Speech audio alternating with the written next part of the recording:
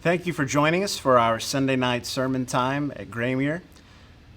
It's been a strange year in many ways, but one of the things we're experiencing now is we're seeing the effects of dramatic weather.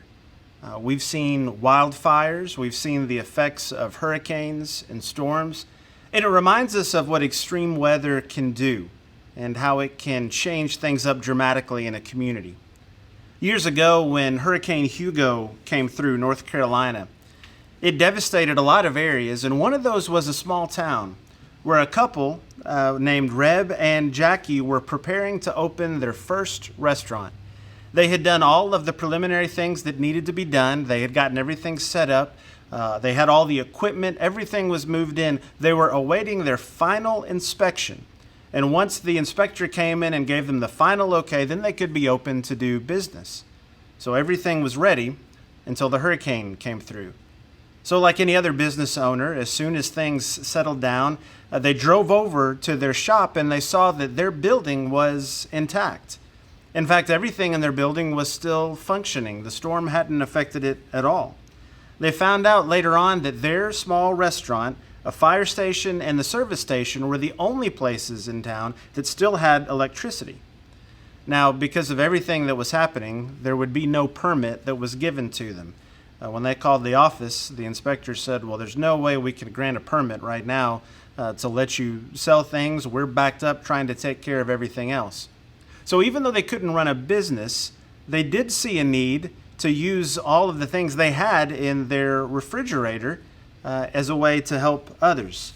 So they had some bacon and some tomatoes and lettuce and some bread, and they decided to start giving away some BLTs and coffee. They heard that another restaurant in a nearby town was charging $10 for eggs because people needed a place to eat. They needed something to eat, so they decided to put up signs that everyone was welcome, free BLTs, free coffee. And so the workers and the nearby places started coming in. People whose homes had been destroyed and just were looking for a warm meal started coming in. Before long, everyone knew that was the place to go if you wanted some free food. And slowly but surely something started to happen. Because Reb and Jackie were working to prepare these BLTs and to prepare this coffee, people started pitching in. They started wiping down tables. They started sweeping up messes and doing the dishes. In fact, other people in neighboring towns started getting things out of their refrigerator and bringing it to Reb and Jackie's restaurant that was titled Our Place. They'd go to Our Place, they'd put their stuff in the fridge, and the first BLTs and cups of coffee ended up resulting in what they estimate to be about 16,000 meals. And when it was all said and done, there were more items of food in the fridge after they started serving than before they started serving. People kept donating things. People kept stocking their fridge so they could continue to feed others. It's an incredible example of how just a few people willing to serve could channel the energy and an outpouring of love and concern from everyone. And it was a monumental task to feed thousands of people. You know, of all the miracles that Jesus performs in the gospel, there's one that shows up in all four of the gospels, Matthew, Mark, Luke, and John. And it's a miracle in which Jesus feeds thousands of people. But Jesus doesn't do it with an army of other families that have food in their fridges at home. He doesn't do it using something that already seemed like a great start to putting a feast together. He does it in a way that shows God's power in a specific way that I think must have been significant for it to be included in all four of the Gospels. And it makes Jesus' ability to feed so many people just incredible. A friend of ours, when we lived in Mount Juliet years ago, owned and ran a restaurant. And I can remember conversations with him about how hard he worked to make that restaurant as efficient as possible. And if you walked into that restaurant with him, you were served very efficiently. But he talked about all the numbers and all the things that they had memorized of how quickly you could get people in and out. And he told me just how hard it was, how much focus it took just to feed the amount of people that would come in his restaurant once a day throughout the whole day.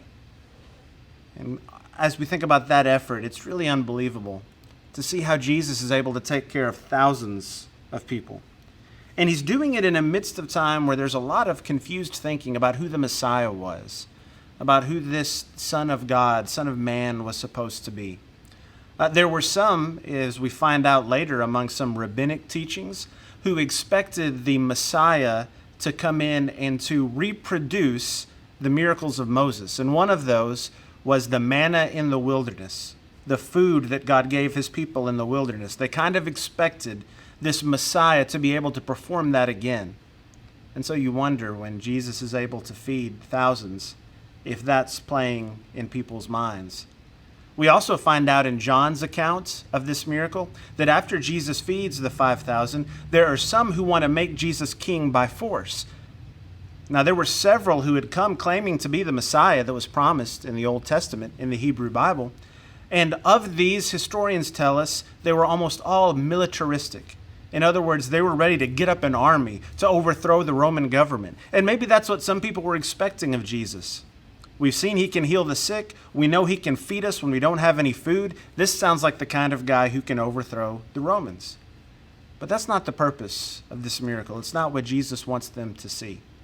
And so we could look at any of the gospel accounts. We're going to be looking at Mark in Mark chapter 6, and we're going to start reading in verse 33.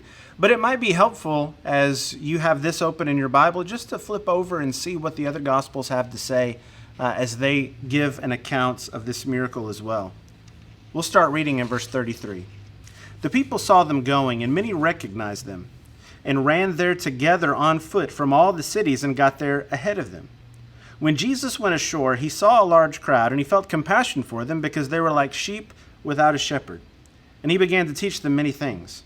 When it was already quite late, his disciples came to him and said, "This place is desolate, and it is already quite late. Send them away so that they may go into the surrounding countryside and villages and buy themselves something to eat." But he answered them, "You give them something to eat." And they said to him, "Shall we go and spend 200 denarii on bread and give them something to eat?" And he said to them, "How many loaves do you have? Go look." And when they found out, they said, 5 and 2 fish. And he commanded them all to sit down by groups on the green grass. They sat down in groups of hundreds and of 50s. And he took the 5 loaves and the 2 fish, and looking up toward heaven, he blessed the food and broke the loaves, and he kept giving them to the disciples to set before them. And he divided up the 2 fish among them all. They all ate and were satisfied, and they picked up the 12 full baskets of the broken pieces and also of the fish. There were 5,000 men who ate the loaves. We've been thinking about what it means to look at Jesus through different perspectives. We've thought about what it means to look at Jesus through the perspective of someone like Nicodemus, or to look through Jesus from the perspective of a parent that's wanting healing for his or her child. But we're going to think for a few minutes about what it was like to look at Jesus through the eyes of the 5,000. Now, when I use the term 5,000 here, I'm referring to 5,000 men. There were likely much more than this, as when the whole number is considered. You'd have many more people there if you included women and children. But you have thousands of people that are watching Jesus. What did they see?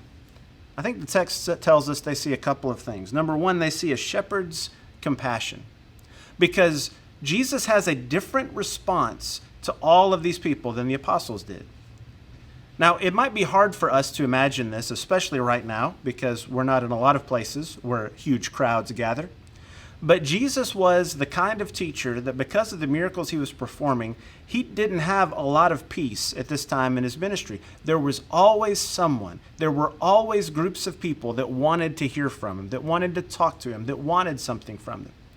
And so what they find out is, even when they try to get away to a secluded place by themselves in verse 32, the people saw where they were going and they beat them there.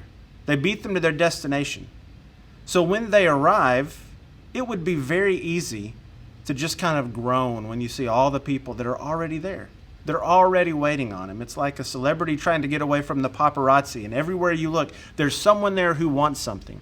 And that's kind of the way the apostles respond. Jesus sees them like sheep without a shepherd. The apostles see them as people that need to go home. And so they tell Jesus, well, send them away somewhere. just tell them to go find a place to sleep, to go fend for themselves. They need to get some food. This is too much for us to deal with. And it's not the only time we see this happen in the lives of the apostles.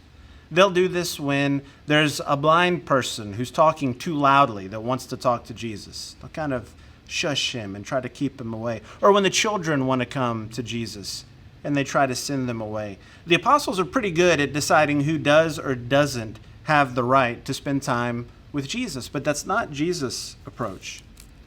I think I look at people and I look at situations the way the apostles do all too often. I look at a situation and I see a problem instead of an opportunity to minister. I look at someone and see what that person wants from me instead of what I can give to that person. And so they looked at all these people and they thought, we don't have time for this. We don't have the emotional energy for this. We don't have the bandwidth to deal with this. Just tell them to go away. But Jesus looks at them and sees something very different. He sees them as sheep without a shepherd. And that's scriptural language, and that's also Old Testament language. It's not just in the New Testament we see this idea of shepherding, although that's certainly present as Jesus describes himself as the good shepherd. But think about the way the prophets would describe God's people. Zechariah chapter 10 and verse 2, we read that people wander like sheep. They are afflicted because there is no shepherd. When God's people don't have any guidance, they're like weak sheep that are afflicted. Or in Ezekiel 34, verse 5, they were scattered for lack of a shepherd, and they became food for every beast of the field and were scattered. In this chapter, Ezekiel talks a lot about the shepherds of Israel, the people that should have been serving as shepherds that weren't. And he's very quick to tell them that you have people that should be taking care of you, should be spiritually shepherding you, but they aren't.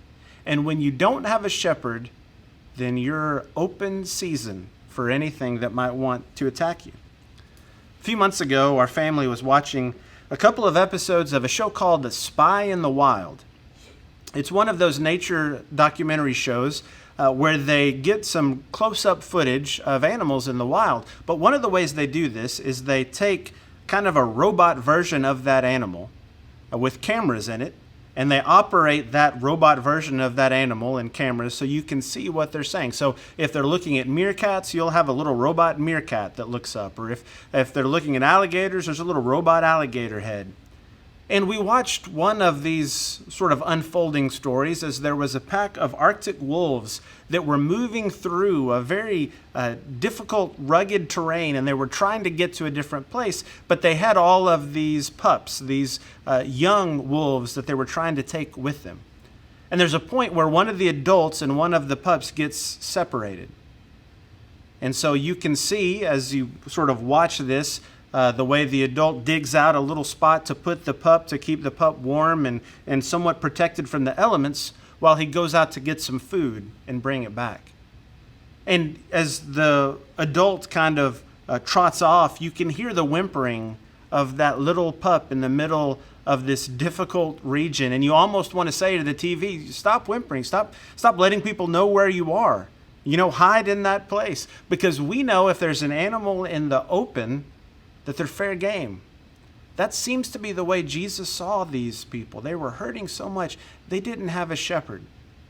And it would have been easy for them to suffer. How do I see people?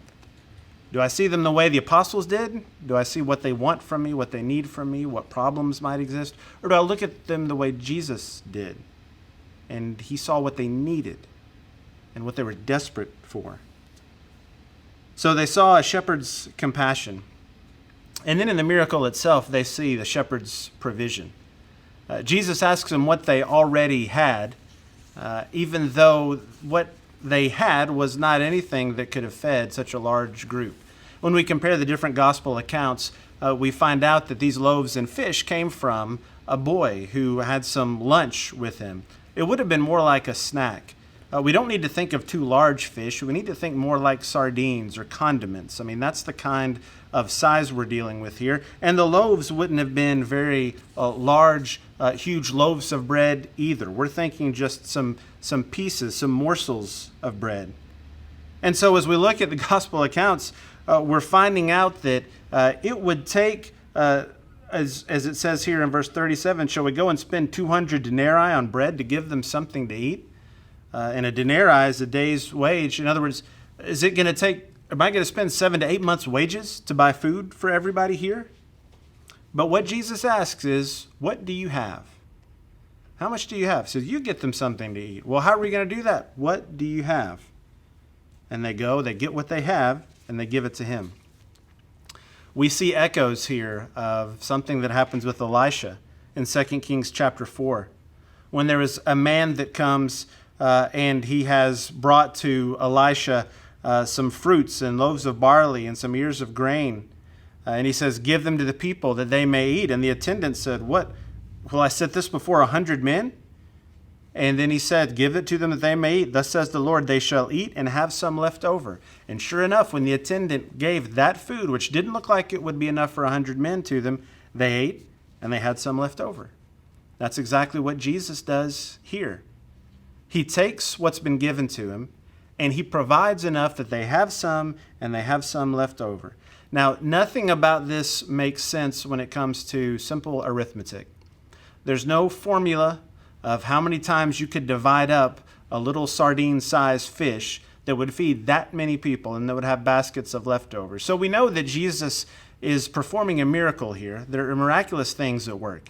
This isn't just like Reb and Jackie opening their restaurant and a lot of people pitching in. This is the Son of God at work. But there's something else that's powerful here as well, which is even if I don't have something that looks all that impressive, when God takes it and uses it, there can be things that happen as a result that I never could have imagined. A young boy's lunch doesn't seem like it's going to do that much good. But if you put it in the hands of Jesus, he can use it and multiply it in a way that can affect people in a manner that I would never have expected. In fact, if we just kept up our own expectations of this text, if we just thought about what we might assume would happen, we probably wouldn't have written this ending. And I wonder sometimes what it is that keeps us from putting into the hands of the Lord the talents and the abilities that we have. Maybe we look at what we have and what we can do, and it looks just like a few loaves and a few fish, and it's unimpressive. And we think, I don't have much of an ability in this area. I can't do this very well. When I do this, it never seems to go well. And so I've got all of these challenges. What could that possibly accomplish? And I think this text reminds us that if we put it in the hands of Jesus, it can accomplish a great deal. There's a great deal that could happen. But it's not going to take place until I do what Jesus told them to do, which is to say, what do you have? Go find out what you have. Maybe this week is a good time for you to think through some of the talents that you have for serving God. What do I have? What has God given me that I can do to serve others? It's amazing to see how people use the gifts and abilities God's given them to help others. I get to see that all the time on just in my perspective as a minister here. I got to see that close up over the last couple of weeks as our family had some quarantine time. And we benefited from people who were constantly encouraging us, helping us, dropping things off at the porch, finding out ways that they could help. And it's amazing to me, the reminder that even the smallest of things in a time where you're really hurting have a powerful impact.